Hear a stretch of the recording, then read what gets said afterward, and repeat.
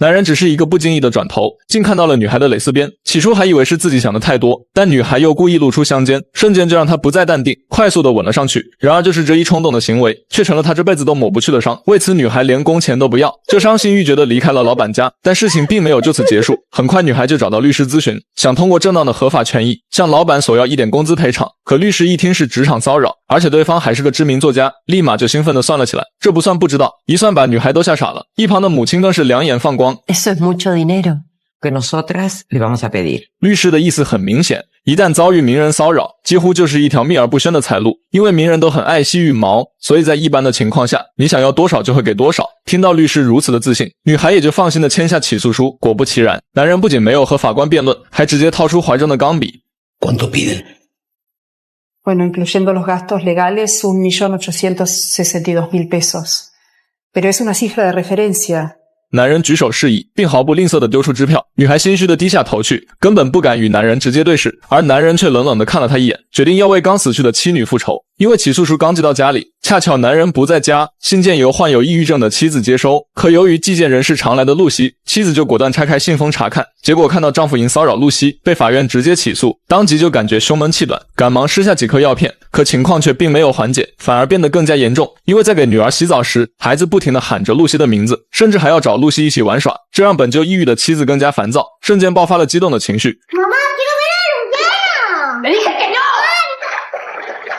将女儿按死在了浴缸。事后妻子意识犯下了大错，便拿出一整瓶安眠药，倒出所有药丸，选择了自杀。等男人晚上回到家，便看见了躺在床上的妻子，还有他手上的药瓶。本想着打电话呼叫救护车，却看见了床头柜上的起诉书，瞬间就让他明白妻子是受起诉书的刺激发病。等他想起寻找女儿时，发现女儿躺在了浴缸，等捞出也是一具冰冷的尸体，这让他对露西的恨到达了顶峰。可奇怪的是，男人不仅没有因妻女的死而悲伤，反而是全心全力地投进工作。同时在一次电视采访中，他告诉主持人自己遇到了一位灵感女神，给了他创作悬疑小说的思路。当他面对镜头侃侃而谈时，看电视的露西却听得毛骨悚然。而所谓的悬疑小说，不就是专门研究如何杀人吗？他把这事告诉了爸爸，可爸爸却让他不要杞人忧天，即使小说里面杀得再疯，也不会转移到现实的生活中。于是露西便打消了疑虑，跟着家人一同去海边游玩。但随后露西就在沙滩小店中看见了男人的身影，这把露西吓得一激灵。可再一回头，男人却突然不见了。露西感觉这不是巧合，赶忙把经过告诉了家人，然而妈妈却让她把心放下。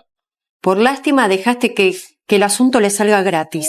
同时还催促露西赶紧把那张高额支票兑现，用以补贴家里的开支。然而大家都不关乎钱的来历，只在乎钱要赶紧拿来花。可不久后，二哥却突然发生意外，直接死在了沙滩上。还不等露西悲伤，却看见了男人也在人群中，并用阴险的目光看着她。露西瞬间明白是男人害死了二哥，可等她再一次抬头，却发现男人消失不见。想到二哥因自己而死，露西感到万分的自责，于是给男人写了一封信，恳求他的谅解和宽恕。可还没等到回信，他却接到了家里的紧急来电，说父母刚吃了几个蘑菇，就双双中毒进了医院。等露西赶到医院时，大哥就说爸爸已经去世，只剩妈妈还在急诊室抢救。露西立马想到在男人家工作时，他就告诉过男人哪一种蘑菇是有毒，想必这也是男人的报复。Se está vengando. Luciana, Mi amor, cálmate. perdón. Ahora no es el momento, por favor, calmate. 然而惨案却并未停止，他的大哥深夜开车回家，却被一个人直接抓了出来。对方是个彪形大汉，凶猛地朝着大哥挥拳，并把一张纸塞入他的口中，然后掏出铁链绑在手上，直接把大哥打得血肉模糊。等警察赶来时，他已经彻底的咽气，而那个大汉却是个囚犯，因杀人被判入狱25年，本来是在监狱里服刑，却在几天前收到一封信件，说他妻子与大哥有一腿，于是越狱出来复仇。如此疯狂的行为，如果没有人指点和洗脑，大汉根本就不可能完成。这再一次让露西感觉，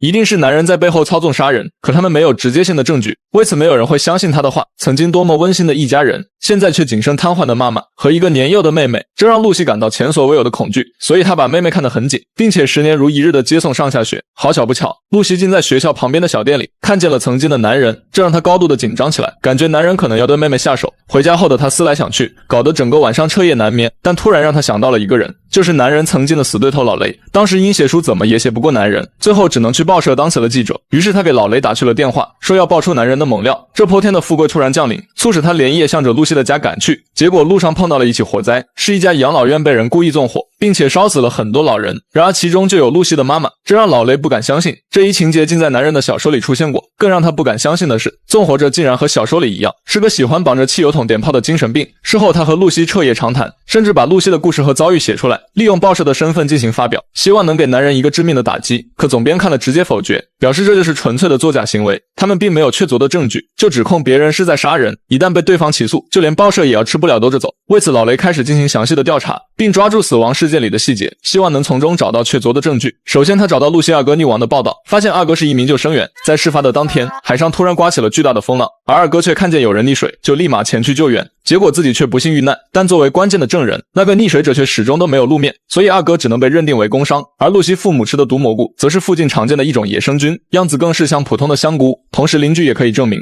露西父母每年都要来采摘一些，并且从来都没发生过意外，照理不会被毒到一死一瘫痪。可由于他们当时没有验尸，并且两个当事人都已经死去，所以就成了一桩悬案。至于那个打死大哥的犯人，唯一能与男人有关系的，就是曾拜读过他的悬疑小说，但这也无法作为证据。然而巧合的是，当时养老院纵火的精神患者包里藏着同样一本悬疑小说，可4起惨案都与男人没有直接关系，这让老雷直接犯了难。本想着借此机会扳倒男人，如今却没有任何证据。难道露西就是个天煞孤星，竟在10年内连死4个家人？而这种玄学或许也只存在于东方。于是老雷心一横，直接前往男人的家里拜访，并将露西的爆料拿给他看。而男人看后却神色平静，并且毫不掩饰对露西的厌恶。同时他还郑重地说明，毒蘑菇和囚犯事件他都有不在场的真实证明。至于他二哥溺亡的当天，他恰巧在那里度假，听说有人淹死才上前查看，得知是露西二哥后，他便想到了自己妻女的悲剧。因为妻子曾经是个芭蕾舞演员，遭遇车祸伤到了骨头，由于再也上不了舞台，便陷入了抑郁难以自拔，促使男人不得不边照顾妻子，还要负责孩子的起居。虽然妻子的病情渐渐好转，但是情绪还是十分敏感，受到一点刺激就会全面爆发，而男人一直小心翼翼地维持平衡。结果那天收到露西的起诉，导致妻子瞬间爆发，不仅害死了5岁的女儿，还导致他选择了自杀。同时男人也毫不避讳地承认，那天确实对露西见色起意，但他却表示露西也不是什么好人，于是便拿出露西写给他的信，虽然里面写满了道歉与自责，但在男人看来，那些只不过是文字堆砌的虚伪，毕竟满纸上都写的道歉，却心安理得地花着186万赔偿金。对露西来说10年如白驹过隙，可男人却是度日如年。这看似富丽堂皇的房子，却是一座巨大的冷宫，并且里面还有个10秒的监狱，关着他那可爱的女儿。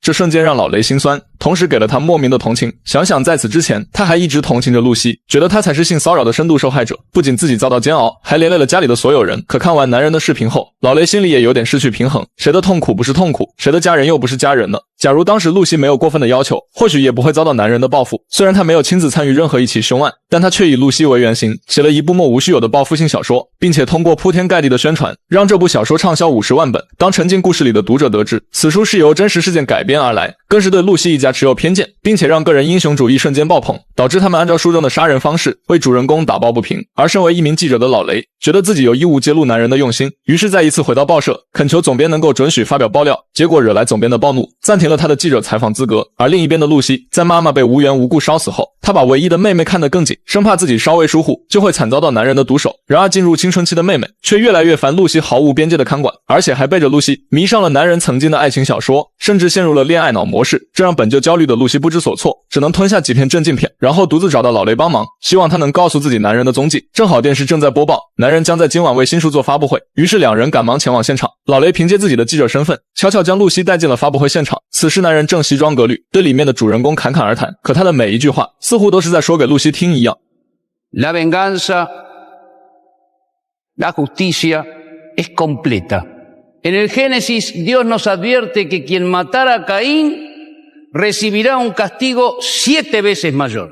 这让露西彻底的心凉，因为男人把妹妹也算了进去。一个能用10年精心布局的男人，无论是城府还是智商，都远超于露西之上。显然他们不在一个级别，但事情总归是有解决的办法。露西让老雷帮忙约见男人，当得知露西也在场，男人便毫无顾忌的上楼。这是两人10年后的第一次见面。此时露西呼吸急促，自己当初只是怦然心动，结果却害得家破人亡，甚至她大好年华的光彩已然被接二连三的打击摧毁。Ya tiene su venganza perfecta. ¿Qué más quiere? Ya viví en carne propia todo el dolor que le causé. Solo yo puedo determinar eso. ¿Cuánto más me va a castigar? ¿Qué tengo que hacer para que termine todo esto? Eso está en tus manos, no en las mías. Siempre lo estuvo. La única que puede terminar con esto sos vos。话还没说完，一个同事跑来找到男人，结果露西选择了跳楼。或许只有选择死亡才是露西最后的解脱。可即使她死在众目睽睽之下，男人也还是无罪，因为那个突然出现的男人可以证明露西是自己跳的楼，与男人毫无任何关系，并且露西之前还吃过镇定片，说明她本身精神就不好，跳楼也就不足为奇。等露西进入火化炉时，男人特意前来，他抱着露西的妹妹温柔安慰，恰巧这一幕被老雷看到，可男人却一脸冷漠。等妹妹离开后，老雷立马指责起了男人。Podría ser su hija. Podría. Hoy Pauli tendría su edad. Es menor. La semana que viene cumple 18 años. Y a ella no parece importarle mucho la diferencia de edad. Usted es un asesino. Un monstruo. Yo que usted tendría cuidado. Podría terminar como ella. 男人利用文字攻心术，将复仇之刃递向读者的手中，并且把每个人都算了进去。而露西本想以此换取妹妹的平安，却到死也没想到，她的100万之吻最终却是由妹妹来承担。